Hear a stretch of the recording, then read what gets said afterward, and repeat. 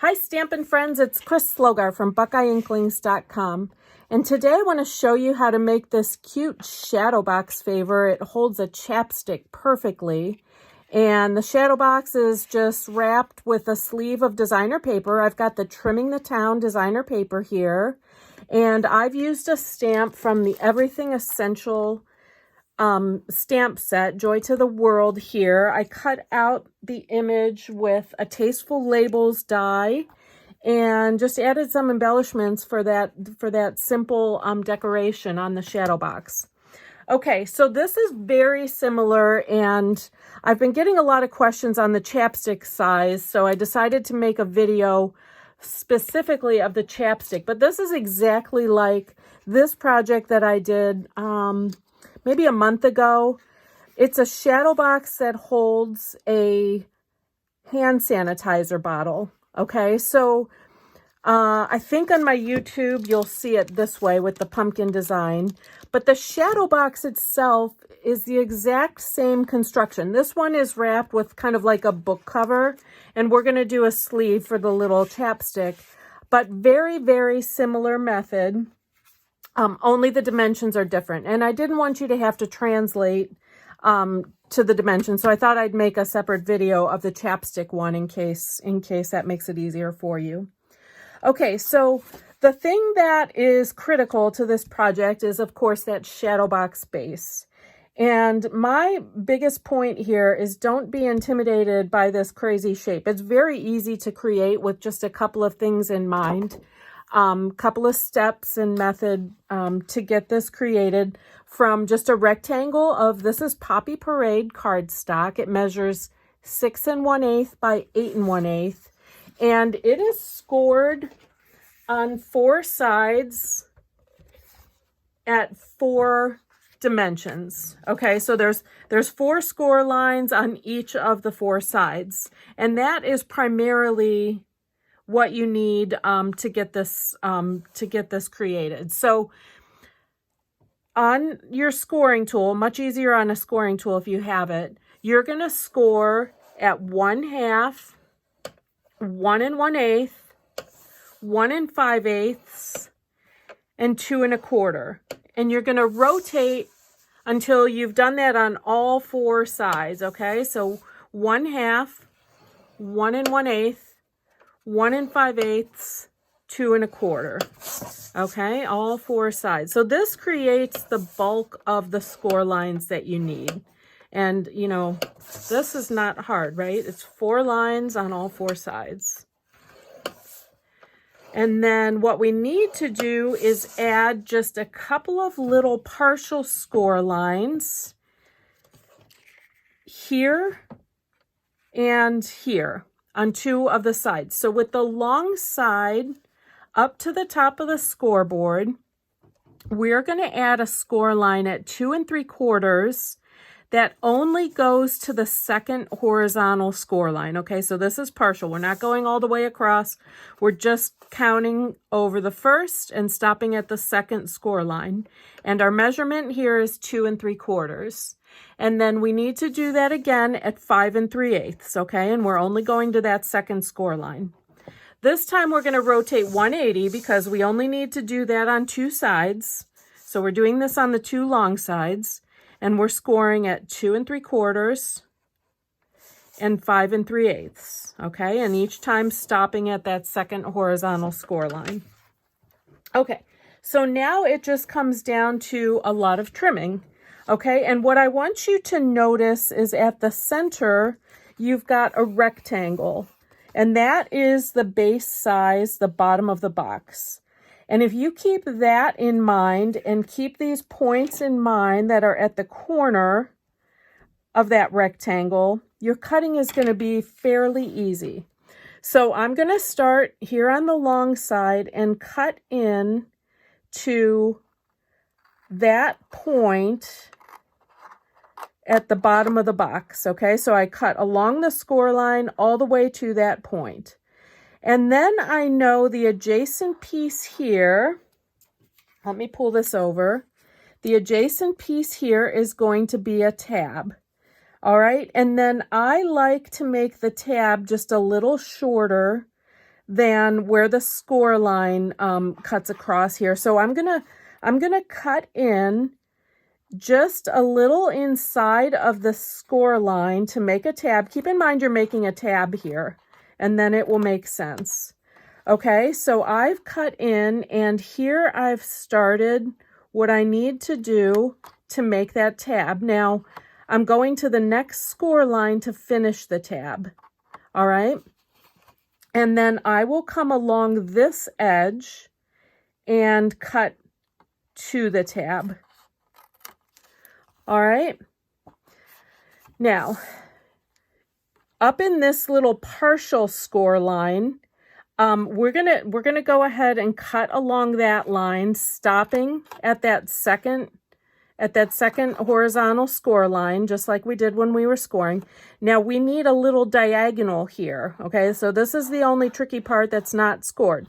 I find it easier to turn the paper this way and cut from this intersection point back to that end point to get my horizontal, okay?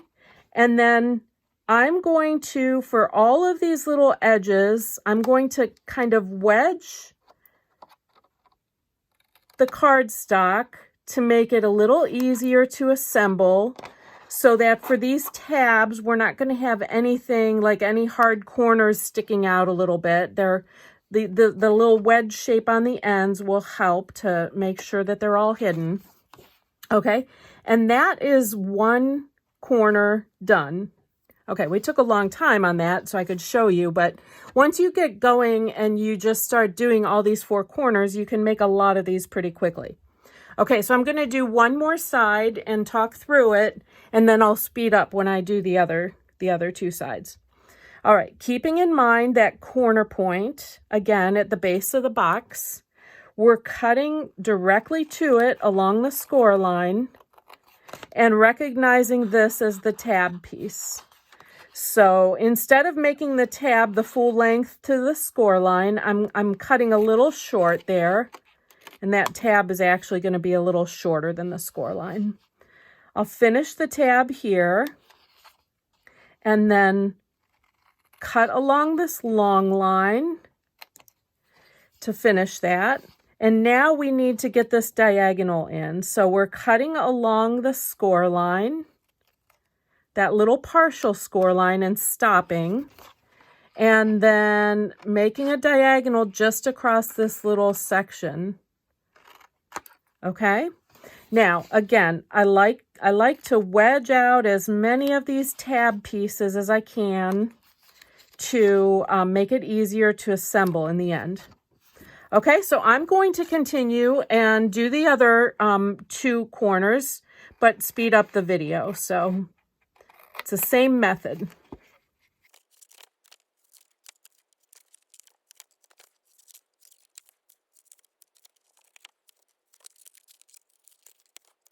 Okay, so there we have that shape cut. And we just followed that simple pattern going around all four sides. Here, let me get rid of the scrap here. Okay, and when I'm making a lot of these, I keep one handy alongside and I can always check then if I've, got the right shape. All right, so now this is the base piece, and we're going to go ahead and burnish all of these score lines.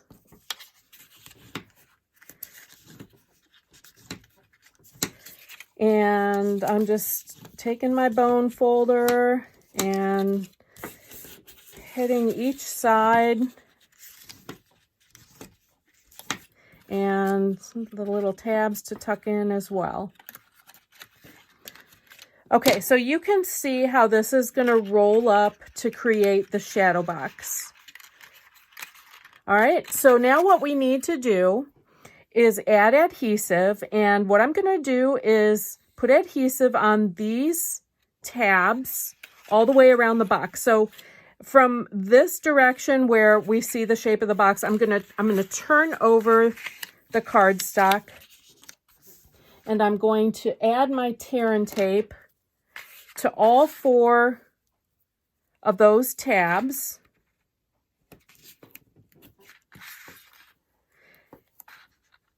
And those will seal up the bottom, you know, the bottom of the frame, the edges of the frame.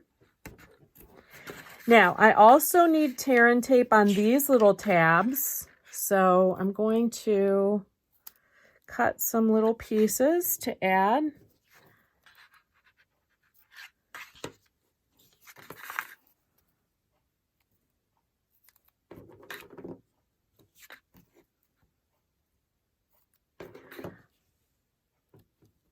Oops, that one got a little big here.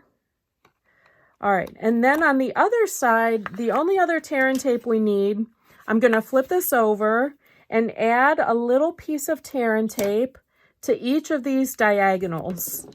So just alongside, it doesn't matter if it's a little too long and it goes over the score lines, just don't have it go over the diagonal cut line.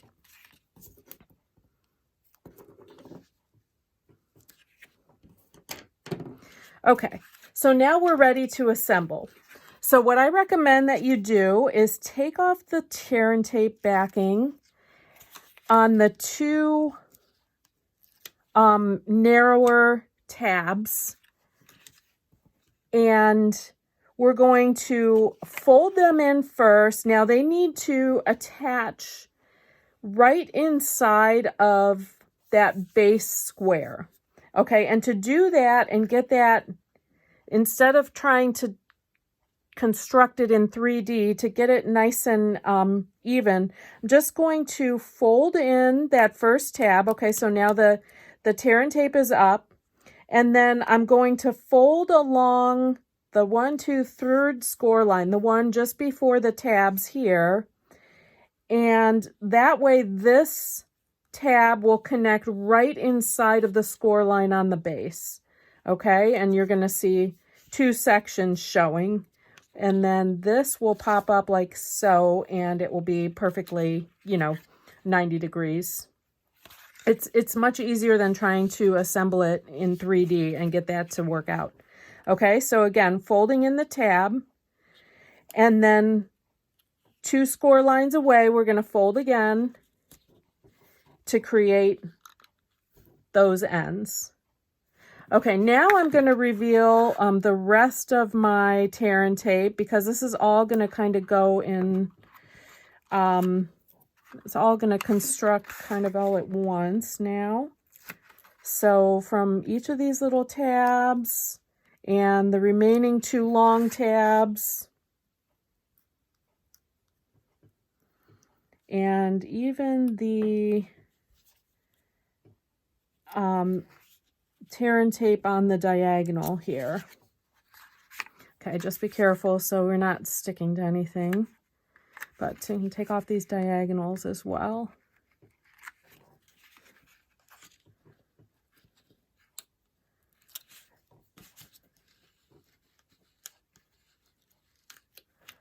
Okay, so for each of the little small end tabs, what we're going to do is construct the corner of the frame, the shadow box.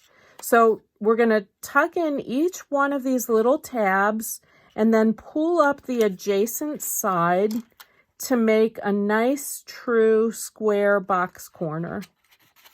Okay, all 4 sides. Take the little tab, true it up to make a nice 90-degree corner on all 4 corners.